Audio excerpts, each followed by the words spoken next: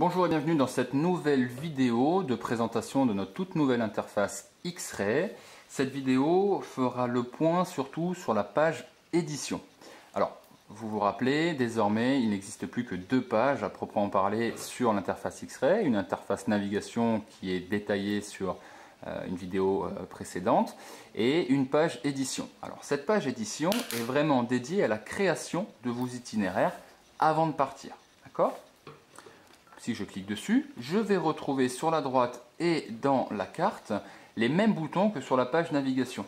Alors si vous voulez avoir le détail de ces fonctionnalités, je vous conseille d'aller voir justement cette vidéo dédiée à la page navigation où je détaille précisément la fonction des boutons de droite et ceux présents dans la carte.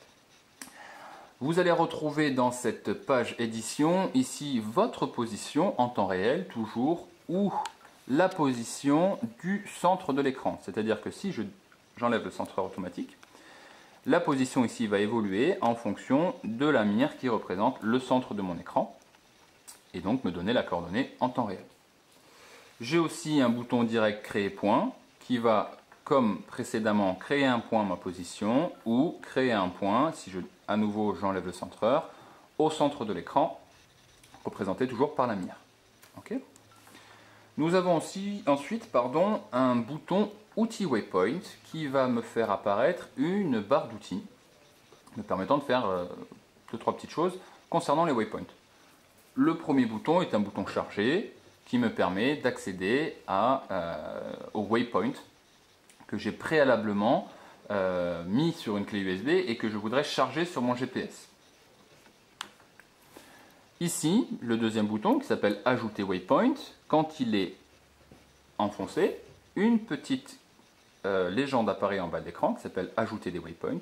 Et une fois que cette fonction est enfoncée, je peux tout simplement en un clic positionner des waypoints sur la carte. Très facilement. Le bouton Liste Waypoint me permet d'avoir accès à tous les waypoints présents sur mon GPS.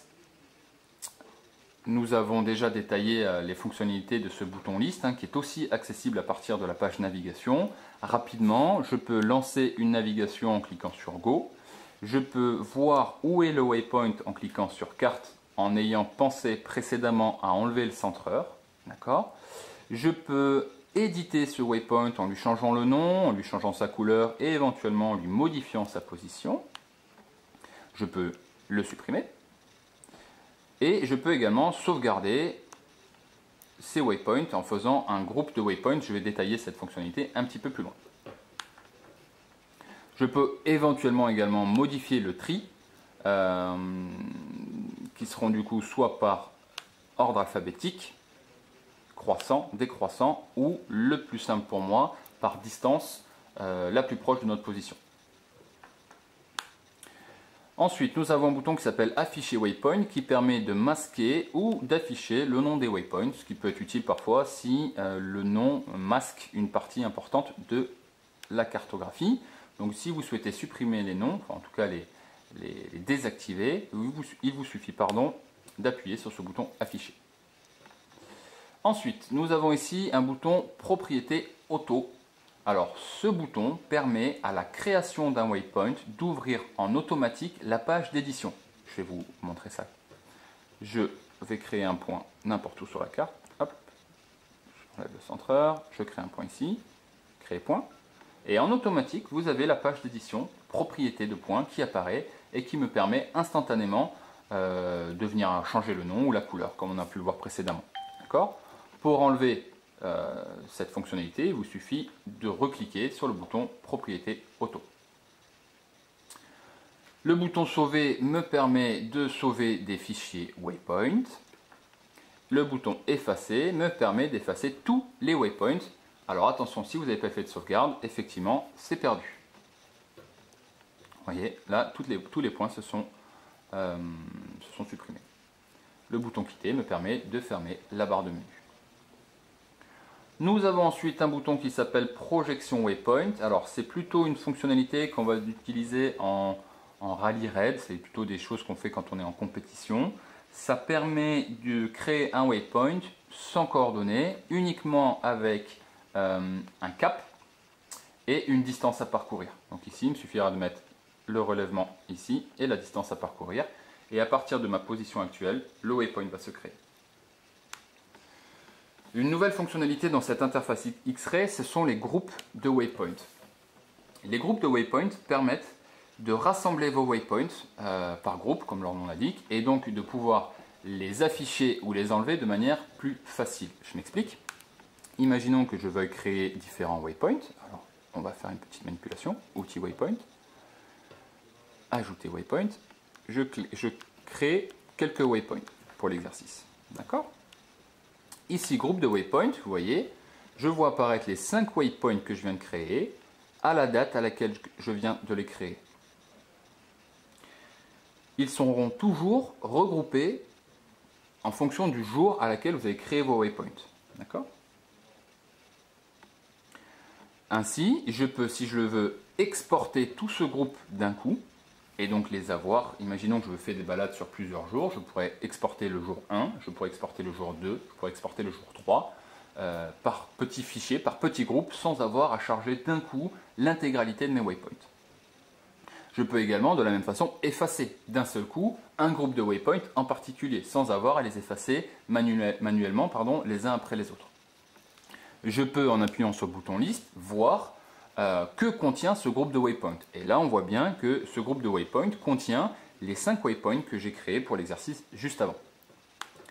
Enfin, je peux créer une alerte, ce qui est très intéressant aussi pour ceux qui font du rallye ou même en cas de balade. Je peux créer sur un groupe de waypoints en particulier une alerte, c'est-à-dire qu'à proximité 50, 100, 150 que je vais choisir, 50 mètres, quand je vais rentrer dans un périmètre de 50, 100, 150 mètres, 200 ou en fonction de ce que je choisis du point, le GPS va émettre une alerte sonore me prévenant que je m'approche de ce point en question.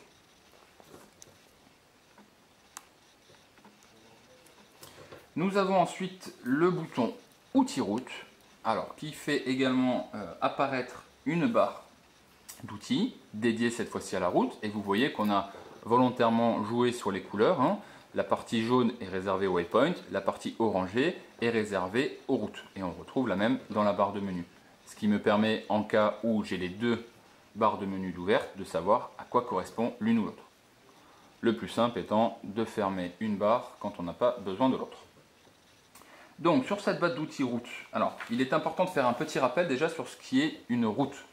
Une route, c'est en aucun cas une route goudronnée au sens où on l'entend. Ce n'est pas l'endroit où on roule, ce n'est pas là où on a les pneus de la voiture. La route, dans le jargon du GPS, c'est un itinéraire. On peut faire un petit peu la relation avec la route du Rhum en bateau. Ça n'a rien à voir avec du goudron, on le comprend bien. Là, on est tout à fait dans le même cas, c'est-à-dire qu'on va relier des points qui vont se succéder automatiquement les uns derrière les autres, et ce de manière automatique. C'est tout l'intérêt, et c'est la façon la plus facile aujourd'hui de naviguer en tout terrain. Alors, ici vous allez retrouver un bouton charger qui va me permettre de retrouver les routes que j'ai déjà fabriquées au préalable. Je vais ici avoir un bouton afficher nom. De la même manière, s'il est enfoncé, je vais voir apparaître le nom des waypoints de la route. S'il est désactivé, les noms ne devront pas s'afficher. Ici, vous avez un bouton ajouter waypoint. Alors, ici, vous allez avoir une petite légende qui apparaît, vous précisant que le bouton est bien activé. Ajouter des waypoints à la route. Alors, il faut bien garder à l'esprit qu'on est là bien dans une fabrication de route. Même si on utilise le même mot waypoint, ce sont des waypoints liés à la route. Et donc, je vais pouvoir ainsi fabriquer ma route en un clic directement sur la carte.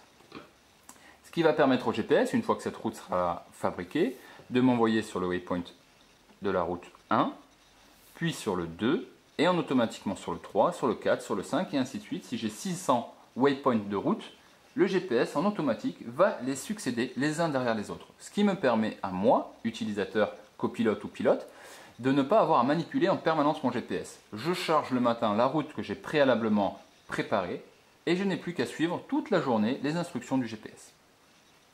Imaginons que lors de ma création, je désire avoir un petit peu plus de détails, ou j'ai oublié une intersection entre le waypoint 3 et le 4 par exemple. Je peux cliquer sur insérer waypoint et ici, le waypoint va s'insérer entre les deux.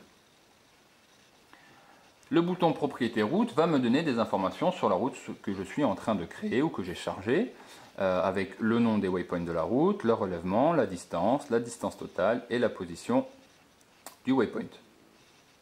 Je peux, si je le souhaite aussi, venir en effacer quelques-uns, en modifier, en venant les mettre plus bas ou plus haut. Ici, je peux venir un petit peu modifier les caractéristiques de ma route.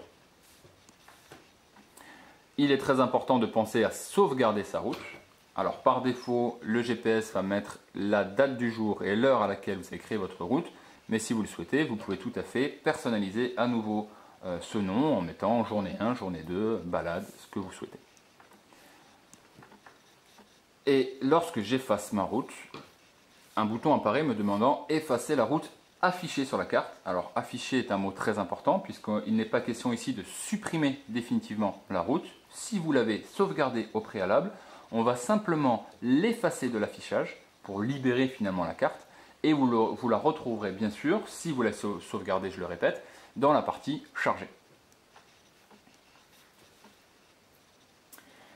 Un point très important, si vous souhaitez faire par exemple une route pour le jour 1 et une route pour le jour 2, donc deux routes bien distinctes, il est important de faire la première route, de la sauvegarder,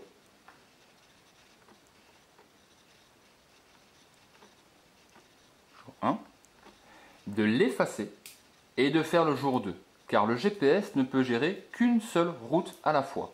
Si là je souhaite commencer ma journée 2, qui commence dans ce secteur-là, je vais cliquer ici et vous voyez que le GPS va faire le lien avec la route déjà active. Donc il est très important de penser à sauvegarder l'itinéraire 1, de l'effacer de la carte et de commencer l'itinéraire 2. De le sauvegarder, de l'effacer et de commencer l'itinéraire 3. Et ainsi de suite. Un seul itinéraire à la fois. Nous avons ensuite le bouton inverser route qui va me permettre de prendre la route de manière inverse, de commencer par la fin et d'arriver par le début.